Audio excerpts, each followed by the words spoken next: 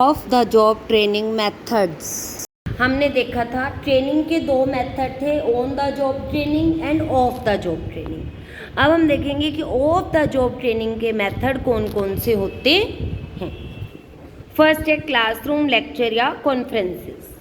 Under this method theoretical knowledge of the managers is brushed up. जो manager है उनकी theoretical knowledge बढ़ाई जाती है। They are informed of the latest technique for tackling different problems. अलग अलग problems को टैकल करने के लिए they are inform to the latest technique के बारे में उन्हें बताते हैं। इन द लार्ज ऑर्गेनाइजेशन, बड़े बड़े ऑर्गेनाइजेशंस में permanent experts are appointed to pass such as information. ऐसी इंफॉर्मेशन देने के लिए, उपलब्ध कराने के लिए परमानेंटली लोगों को अपॉइंट कर दिया जाता है। As required they deliver lecture on different subject from time to time. जो समय समय पर लेक्चर के माध्यम से, कॉन्फ्रेंस के माध्यम से अपने एम्प्लॉयज़ को काम करने के नई टेक्निक्स के बारे में बताते हैं। Small organisation which can not required afford to appoint permanent expert. जो छोटे ऑर्गेनाइजेशन हैं जो परमानेंटली एक्सपर्ट्स को अपॉइंट नहीं कर सकते, दे इनवाइट एक्सपर्ट। वो एक्सपर्ट्स को कुछ समय के लिए एजुकेशनल इंस्टीट्यूशन से इनवाइट कर सकते हैं लेक्चर डिलीवर करने के लिए। सेकेंड मेथड है films. Films can be very effective technique, particularly where demonstration of skill is required. जब काम को करते हुए देखने से, करके दिखाने से हमारा सीखना आसान होता है, तो उस समय ये टेक्निक बहुत काम आती है। इस काम को अच्छे तरीके से करने के लिए एक फिल्म शूट कर ली जाती है और उसे अपने एम्प्लॉयज़ को दिखाया जाता है, जिससे उनका एंटरटेनमेंट भी होता है, नॉलेज भी बढ़ती है। It is widely used in conference discussions. और उसके बाद कॉन्फ्रेंस में इसके बारे में डिस्कशन भी किया जाता है। नेक्स्ट है case study method. Under this method the trainee managers are called upon by senior manager to solve a special problem. एक जो ट्रेनी है, ट्रेनिंग देने वाला है, वो अपने जो सीनियर मैनेजर है उसको एक स्पेशल प्रॉब्लम सॉल्व करने के लिए कहता है। All the trainees try to solve the problem on the basis of their individual knowledge and experience and tally it with others। सभी ट्रेनिंग लेने वाले, ऑल द ट्रेनीज, जितने भी ट्रेनीज हैं, सबको वो प्रॉब्लम दे दी गई। सभी अपनी नॉलेज के आधार पर, पर्सनल नॉलेज के आधार पर, एक्सपीरियंस के आधार पर उस प्रॉब्लम का सॉल्यूशन ढूंढते हैं और साथ साथ इसको दूसरों के साथ टैली करते हैं। They are argument and counter arguments, उस पर वाद विवाद होता है। Then when different solutions are presented for the problem, जब एक समस्या के बहुत सारे समाधान आ जाते हैं, each one present evidence in support of his solution. सभी अपने अपने सॉल्यूशन के सपोर्ट में बताते हैं। These arguments and counter arguments heard by the senior manager. और ये सभी वाद विवाद सीनियर मैनेजर के द्वारा सुने जाते हैं। On the basis of argument and counter argument and by using on personal experience. फिर जो सीनियर मैनेजर है, जो ट्रेनिंग देने वाला है, वो इन वाद विवाद के आधार पर और अपने पर्सनल एक्सपीरियंस के आधार पर प्रेजेंट ए सुटेबल सॉल्यूशन, एक सही सॉल्यूशन सबके सामने रखता है। And point out the shortcoming of in the efforts made by them in suggesting solution to the problem.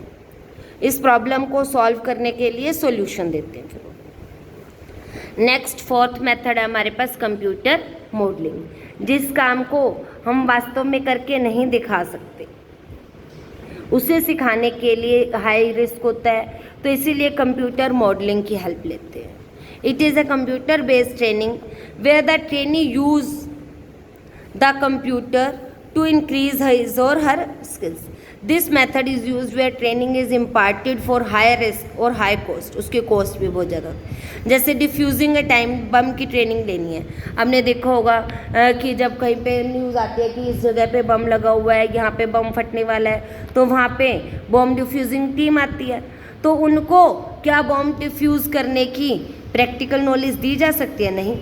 एक गलत कदम वहाँ पे बहुत बड़ा रिस्क उठाना पड़ता है। तो इस तरह की ट्रेनिंग कंप्यूटर के माध्यम से दी जाती है। कंप्यूटर में वायर्स को, उसमें आपने देखा होगा काफ़ी सारी वायर्स होती हैं, तो उनको एक दूसरे के साथ, किस वायर को किसके साथ अटैच करना, तो उनको वहीं पे उनकी ट्रेनिंग दी जाती है, जिससे कंप्यूटर ही आपको सॉर्ट आउट कर देता है कि अगर आप इस तरह से काम करोगे तो बॉम्ब ब्लास्ट हो सकता है, इस तरह से करोगे तो बॉम्ब डिफ्यूज़ हो सकता है। तो बार बार उसकी ट्रेनिंग कंप्यूटर के माध्यम से ही दी जा सकती है। नेक्स्ट है vestibule training. Under this method with the view to imparting training to new employees, ये टेक्निक यूज़ की जाती है नए एम्प्लॉयज़ के लिए। A separate training centre is set up, इसके लिए एक अलग से ट्रेनिंग सेंटर बनाया जाता है। An experience and trend trainer is appointed, एक अनुभवशील और प्रशिक्षण प्राप्त एक ट्रेनर को वहाँ अपॉइंट किया जाता है इंचार्ज की फॉर्म में। Machines, tools and other equipment are so arranged, वहाँ पे भी मतलब कि एक तरह से आप ये लगा लो कि जो एक्चुअल वर्क ऑर्गेनाइजेशन में होने सेम वही मशीन्स, वही टूल्स और सभी सामान आपको वहाँ उपलब्ध कराया जाता है। मशीन टूल सब कुछ वहाँ उपलब्ध कराया जाता है और वहाँ पे ट्रेनर आपको ट्रेनिंग देता है। In this centre as to present a look of a workshop, इसे भी कार्यशाला की तरह ही बिल्कुल उसी तरह से इक्विप्ड किया जाता है। When the employees are trained, जब वो अच्छी तरह वहाँ पे काम करना सीख जाते हैं तो उन्हें वास्तविक कार्य पे लगा दिया जाता है। लास्ट है programmed instructions. This method is evolved by Paul and Pizer. इस मेथड का जो इवेल्यूशन है वो पॉल एंड पीजर ने किया था, जो डिससेटिस्फाइड थे केस स्टडी मेथड से। जो हमने केस स्टडी मेथड पढ़ा, वहाँ पे क्या पढ़ा था हमने कि एक प्रॉब्लम को बहुत सारे लोग सॉल्व करते हैं, फिर आर्ग्यूमेंट, काउंटर आर्ग्यूमेंट्स होते हैं, ऐसा नहीं होना चाहिए उनके according. Under case study all the aspects of big problem are considered simultaneously.